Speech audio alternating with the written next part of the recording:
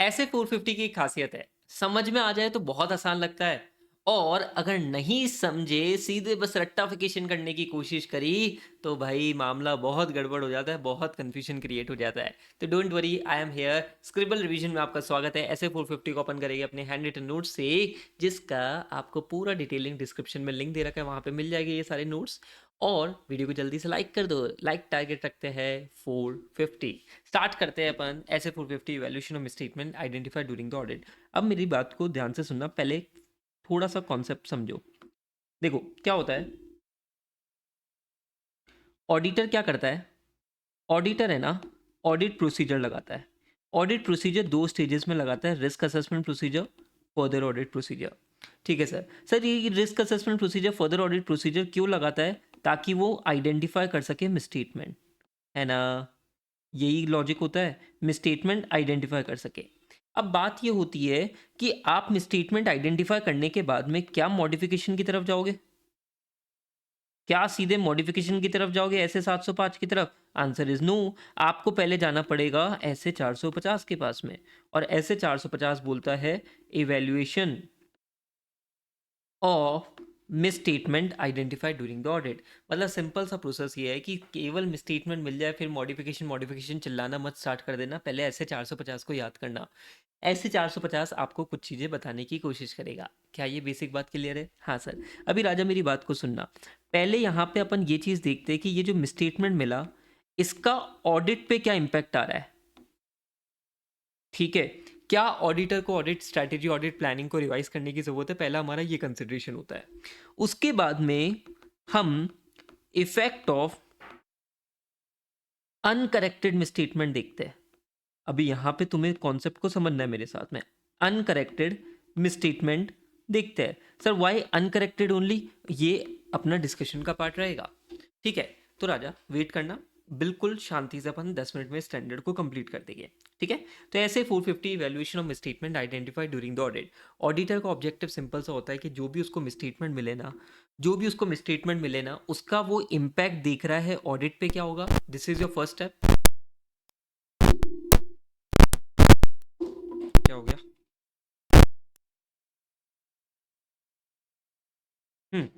This is your first step कि भाई जो भी आइडेंटिफाइड मिसस्टेटमेंट है उसका इम्पैक्ट ऑडिट पे क्या होगा। और दूसरा ये होता है कि effect of uncorrected misstatement on financial statement. First step अपना ये है, उसके बाद में अपन इधर चल जाएंगे। ठीक है सर। तो ऑडिटर बताओ क्या करता है? सिंपल, जितने भी मिसस्टेटमेंट मिलते हैं ना, उनको वो एक्यूमुलेट कर लेता है। ठीक है, अब इसमें एक छोटी सी बात को ध्यान में रखना, जो मिसस्टेटमेंट क्लियरली ट्रिवल हो गए, सर ट्रिवल मतलब वेरी स्मॉल, छोटे से चिन्ने मिन्ने में स्टेटमेंट हो गए, सर उसको ऑडिटर इग्नोर कर देता है। ठीक है, बाकी के स्टेटमेंट को वो एक्यूमुलेट कर देता है। सर क्यों? अरे वो मटेरियलिटी एंगल के हिसाब से ये सारी चीजें करनी पड़ती है। ठीक है, तो जो मिसस्टेटमेंट अगर बिल्कुल क्लियरली ट्रिबल हो गए कि भाई ये कभी भी मटेरियल मिसस्टेटमेंट हो ही नहीं सकते, उनको इग्नोर कर दो, बाकी को एक्यूमुलेट कर लो। This is your first step. अब ऑडिटर क्या करता है? ऑडिटर ये सोचता है कि यार ये जो मिसस्टेटमेंट मिले हैं, इस इसका कुछ इम्पैक्ट हो सकता है क्या मेरी ऑडिट पे। तो ऑडिटर ये सोचता है कि क्या मेरे को मेरी ऑडिट प्लानिंग और ऑडिट स्ट्रेटेजी को रिवाइज करने की जरूरत है। क्या मुझे ऑडिट प्लान और ऑडिट स्ट्रेटेजी को रिवाइज करने की जरूरत है? इफ जो भी मिसस्टेटमेंट ऑडिटर को मिले हैं, साथ के साथ में उनका सर्कमस्टेंस ये इंडिकेट कर रहा है कि सर ये मिसस्टेटमेंट के साथ में अदर मिसस्टेटमेंट भी एग्जिस्ट करेंगे, क्योंकि आप ऑडिट तो सैम्पलिंग बेसिस पे करते हो ना। हाँ सर, तो ये मिसस्टेटमेंट के साथ में आपको अदर मिसस्टेटमेंट भी मिलेंगे, और इनका एग्रीगेट करेंगे ना तो सर ये मटेरियलिटी को क्रॉस कर जाएगी या मटेरियल हो जाएगी। मतलब एंगल क्या है? ऑडिटर ये देख रहा है कि सर मिसस्टेटमेंट अगर मटेरियल हो सकता है तो ऑडिटर में need to revise his audit strategy audit planning. ठीक है, साथ के साथ में जितने भी स्टेटमेंट ऑडिटर को मिले ना, अगर अपन उन्हीं को एक्यूमुलेट कर देना तो they are approaching materiality level. ठीक है, ऐसे केस में ऑडिटर सोचता है कि यार I may need to revise my audit plan and audit strategy.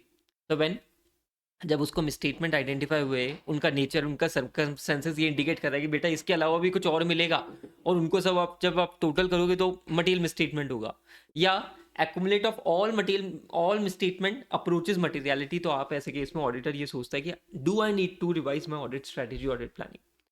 अब सिंपल सा स्टेप है, भाई मैनेजमेंट के पास में जाओ, मैनेजमेंट को बोलो मैनेजमेंट यार ये स्टेटमेंट मिले इसको करेक्ट कर। राजा ये जो मैनेजमेंट स्टेटमेंट मिले इसको करेक्ट कर, ठीक है। और करेक्शन उसने कर दिया, उसके बाद में चेक कर लेना भाई तूने करेक्ट करा है नहीं करा है। मैनेजमेंट बोल दे हाँ सर मैंने करेक्ट कर लिया, चेक करो भाई करेक्ट करा है नहीं करा है।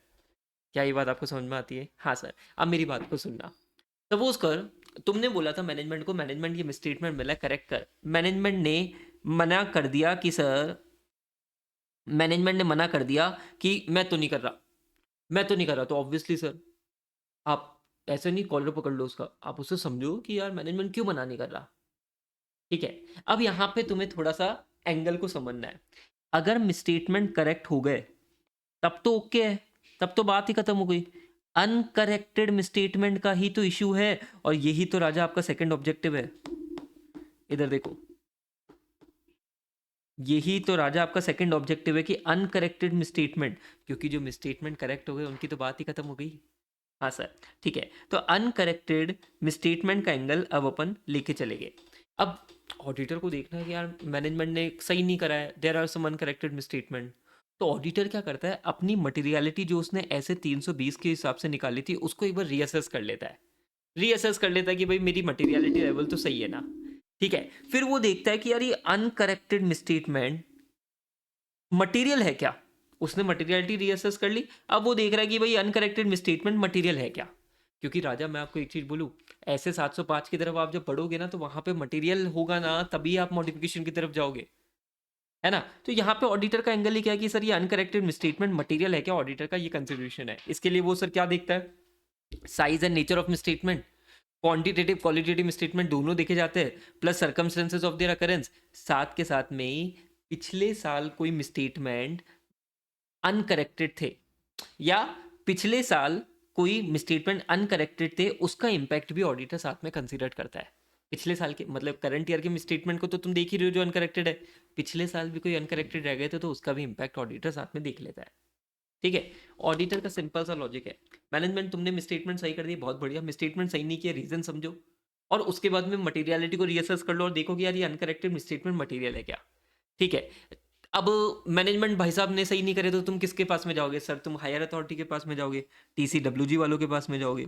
अब टीसीडब्ल्यूजी वालों को तुम है ना इस बार थोड़ा सा ना अपनी आवाज में थोड़ा सा गंभीरता लाओ, वो तभी समझेगा। तो पहले तो क्या, टीसीडब्ल्यूजी को तुम्हें कम्युनिकेशन करना है sir, it is a mandatory communication, तुम जितने भी अनकरेक्टेड मिसस्टेटमेंट है ना टीसीडब्ल्यूजी वालों को बता दो, साथ के साथ में उनको बताओ कि सर ये अनकरेक्टेड मिसस्टेटमेंट का पोटेंशियल इंपैक्ट क्या आएगा ऑडिट ओपिनियन पे। अभी तुम ऐसे नहीं टीसीडब्ल्यूजी देख तू ये सही नहीं करेगा ना मैं मॉडिफाई करूंगा, अभी वो तुम्हारी गंभीर तर्ज से बातें लेगा, ठीक है। तो अभी टीसीडब्ल्यूजी वालों को तुम केवल अनकरेक्टेड मिसस्टेटमेंट नहीं बता रहे हो, तुम बता रहे हो भाई मेरी ऑडिट ओपिनियन पे इंपैक्ट आएगा, फिर प्यार से उसको बोलो कर दे करेक्ट भाई, कर दे करेक्ट, क्या दिक्कत की बात है, रिक्वेस्ट फॉर करेक्शन।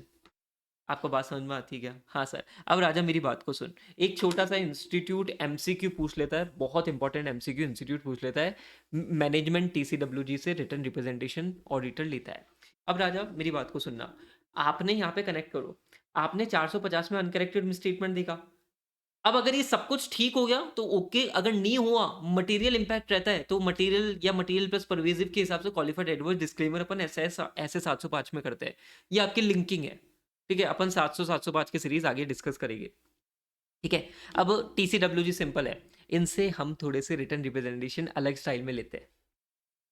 इन्होंने कुछ मिसस्टेटमेंट अनकरेक्टेड छोड़ दिए, हम इनसे बोलते हैं टीसीडब्ल्यूजी वालों तुम लिख के दे दो कि ये जो अनकरेक्टेड मिसस्टेटमेंट है ना तुम्हारे हिसाब से इममटेरियल है। क्या बोला मैंने? टीसीडब्ल्यूजी वालों, टीसीडब्ल्यूजी वालों तुम ये लिख के दे दो ना कि यार ये जो तुमने अनकरेक्टेड मिसस्टेटमेंट छोड़े हैं ना ये तुम्हारे हिसाब से they are not material. Institute will target MCQ, institute will target MCQ, तुम्हें इममटेरियल या मटेरियल में कंफ्यूज करेगा। हम उनसे लिखवा क्या रहे उल्टा, अरे लिख के दे यार कि जो तू करेक्ट नहीं कर रहा वो तेरे हिसाब से इममटेरियल है, नॉट मटेरियल है। क्या ये बात आपको समझ में आती है क्या? हाँ सर, ठीक है। और ये जितनी भी पूरी समरी होती है ना वो रिटर्न रिप्रेजेंटेशन के साथ में अटैच हो जाती है, ठीक है क्या? हाँ sir, done, that is a very important MCQ, ठीक है। अब एक छोटा सा क्वेश्चन है डॉक्यूमेंटेशन का, मई 2024 में आया था। सिंपल है कि जैसे ऑडिटर ने बोल दिया ना कि यार ये चीज़ क्लियरली ट्रिवल है, तो वो अमाउंट अमाउंट ऑडिटर ने डिटरमाइन कराया ना उसको डॉक्यूमेंटेशन करना है। फिर जितने भी मिसस्टेटमेंट एक्यूमुलेट करे थे और क्या वो मिसस्टेटमेंट करेक्ट हो गए क्या, इन सब का डॉक्यूमेंटेशन करना है। और लास्ट में सर ऑडिटर का conclusion about uncorrected misstatement sir material है क्या, अनकरेक्टेड मिसस्टेटमेंट सब मटेरियल है क्या, और ऑडिटर इस कंक्लूजन पे कैसे पहुंचा। ऑडिटर को ये सारी चीजें क्या करनी है, डॉक्यूमेंटेशन करके ही रखनी है। ठीक है, हाँ सर डन। 2 मिनट में एक बार अपन क्विकली देख लेते हैं। राजा सुन, मिसस्टेटमेंट मिले, क्लियरली ट्रिवल है इग्नोर कर दे, पर नहीं है एक्यूमुलेट कर। फिर उसके बाद में देख कि तेरी ऑडिट स्ट्रैटेजी, ऑडिट प्लानिंग को तुझे रिवाइज करने की जरूरत है क्या। When you are determining this you can consider certain factors like की नेचर ऑफ मिसस्टेटमेंट और सर्कमस्टेंसर और अकरेंस इंडिकेट करेगा अदर मिसस्टेटमेंट होगे, और उनको एग्रीगेट करोगे तो मटेरियलिटी को अप्रोच करेगा, या जितने भी मिसस्टेटमेंट को तुम एक्यूमुलेट कर रहे हो जो भी आइडेंटिफाइड है वो मटेरियल है। ठीक है, अब मैनेजमेंट को करेक्ट करने की रिक्वेस्ट कर, टाइमली बेसिस पे रिक्वेस्ट करना। ठीक है, अच्छा मैनेजमेंट मना कर दे तो उनके रीजंस को इवेलुएट कर, बेसिक सी बात है। अच्छा अब एक चीज़ सुन, TCWG को जाने से पहले एक बार है ना मटेरियलिटी को रीअसेस कर ले, मटेरियलिटी को रीअसेस कर ले कि भाई ये अनकरेक्टेड मिसस्टेटमेंट मटेरियल है क्या। फिर TCWG को बोल कि भाई करेक्ट करो, और साथ में बताओ कि भाई ये अनकरेक्टेड मिसस्टेटमेंट है, इसका पॉसिबल इंपैक्ट मेरे ऑडिट ओपिनियन पे आएगा। और TCWG से सर WR ले लेना और डॉक्यूमेंटेशन की बात कर लेना। सर ये आपकी छोटी सी कहानी थी ऐसे 450 की। ठीक है, वेरी इजी। डॉक्यूमेंटेशन का मई 2024 का this was straight forward question. ये आपको MCQ मिलेगा ICI स्टडी मटेरियल में, मैंने आपको बताई दिया, वेरी इंपॉर्टेंट MCQ। ठीक है, बाकी this standard is complete from my and. ठीक है, वीडियो पसंद आया जल्दी से लाइक कर देना एंड अपने 10 दोस्तों के साथ में शेयर करना मत भूलना। कमेंट सेक्शन में बताना मेरे को कौन सा नेक्स्ट स्टैंडर्ड तुम एक्सपेक्ट कर रहे हो। Thank you.